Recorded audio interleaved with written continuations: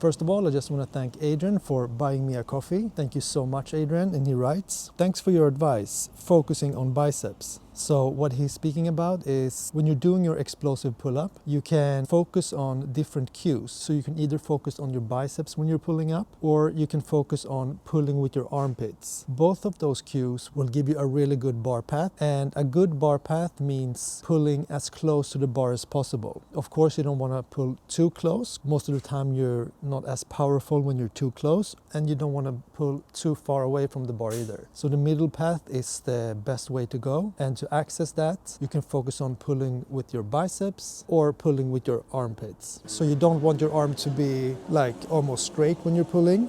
You want to pull up like you're doing a pull-up.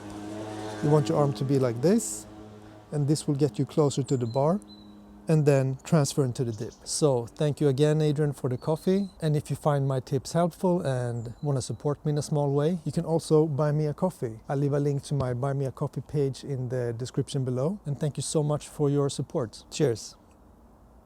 Great content. I have a hard time rotating my hands. Any tips for this? Thanks. This comment and another comment is very similar. Let me find it. Here. Any tips on how to rotate the hands, change the grip more efficiently? Yeah, so this is a really crucial part when it comes to transferring to the dip from the explosive pull-up. So I would say as a beginner, it's very important for you to be able to rotate your hands freely around the bar. Basically, you don't want your hands to stick on the bar, so don't use chalk. Avoid to have like very sweaty palms and stuff like that. So before you're doing your muscle ups, check that you can rotate your hands freely. Sometimes it can help using gloves or just wipe the bar clean and stuff like that. So this will help you tremendously when transferring from the pull-up into the dip. And as you can see in this video, I'm using like thin cotton gloves for this exact reason. I want my hands to be able to rotate freely around the bar. So in the beginning, I think this is the best way to go. Why some people use chalk is because they have a slight overhand grip. So that means your knuckles are facing the sky, and it's easier to keep that grip in place when you're using chalk. And that grip will make the transition a little bit easier because you don't have to pull as high to be able to transfer into the dip. I use a normal pull-up bar grip, as you can see in this video. So I'm hanging more from the fingers, and that's just how I like to do it. There's no right and wrong. If you want to do it like I'm doing it, you have to pull a little bit higher because you have to rotate your hands more to be able to get into the dip position. But it's all a preference. I feel a little bit stronger pulling from this type of grip. I could probably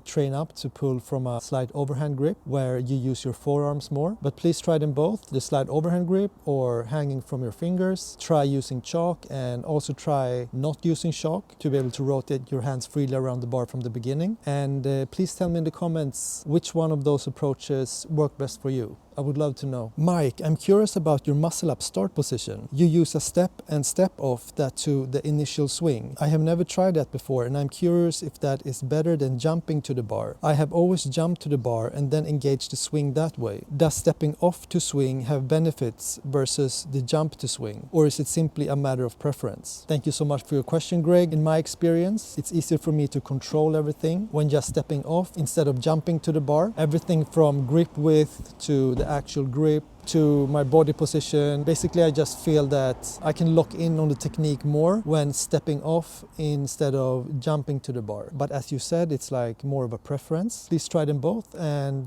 tell me in the comments what you thought was best. Hey Mike, any suggestions to keep your legs in line with the body? Yeah, I would say one of the best tips if you want to keep your legs in line with the body is trying to pull a little bit later in the swing, and also to use less swing. The more swing we use, the easier it is for the legs to flare out and not be in line with the body, so to speak. But also it's a natural process in the muscle up journey. As you get stronger, you will need less help from the legs, and naturally your legs will follow the body more. I hope that helps. And if you feel stuck in your muscle up journey, even with all the tips I'm giving in these videos, I offer muscle up coaching where we can work one-to-one, and I can give you more precise tips to where you are in your journey. By doing this, it accelerates your muscle up progress a lot. You will achieve the muscle up faster, and this basically makes the muscle up journey more pleasant, more fun. Once you achieve your first bodyweight muscle up, you can start working on your consecutive muscle ups and then your weighted muscle ups and so on. So if you're interested in muscle up coaching, you can just email me. My email is in the description below, and I'm looking forward to hearing from you.